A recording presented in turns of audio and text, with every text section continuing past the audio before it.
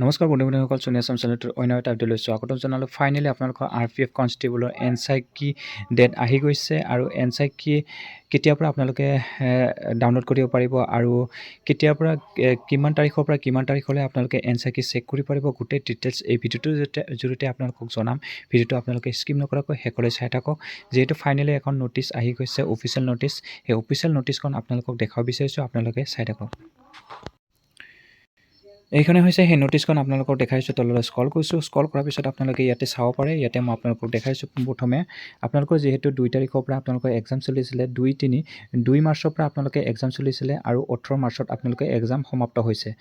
আপোনালোকৰ তাৰপিছতে আপোনালোকে চাব পাৰে। আপোনালোকে ইয়াতে যিহেতু এনচাই কি যিটো নেকি আমাৰ এনচাই কি আহিব লগা হৈ আছে, সেই এনচাই কি আপোনালোকৰ 24 তাৰিখৰ পৰা আপোনালোকে এনচাই কি চেক কৰিব পাৰিব।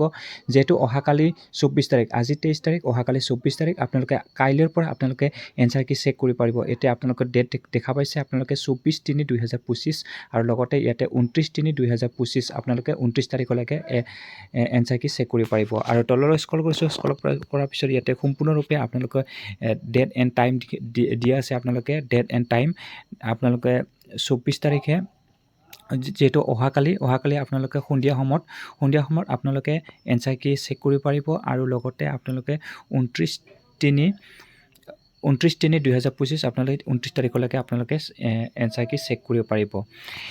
আপোনালোকক এইখিনি আপডেট জনাই দিলোঁ। যিহেতু আপোনালোকৰ কনষ্টেবল RPF কনষ্টেবলৰ এক্সাম হৈ গৈছিলে, আপোনালোকৰ 18 তাৰিখে যিহেতু সমাপ্ত হৈছিলে, তাৰে এই এনচাই কি আহিব অহাকালি। আৰু যিহেতু আপোনালোকে নিজে অফিচিয়েল ছাইটত গৈ কিনে আপোনালোকে চেক কৰিব পাৰিব আৰু আপোনালোকে যাতে কোনে কিমান পাইছে, কোনে তেনেকুৱাকৈ মোৰ যাতে কমেণ্টত আপোনালোকে জনায়, আপোনালোকে তেতিয়াহ'লে মোৰ ভাল লাগিব। আৰু যিহেতু আপোনালোকে যদি কোনোবাই এই চেনেলটোত কোনোবাই যদি প্ৰথম আহিছে, আপোনালোকে মোৰ চেনেলটো ছাবস্ক্ৰাইব কৰিব।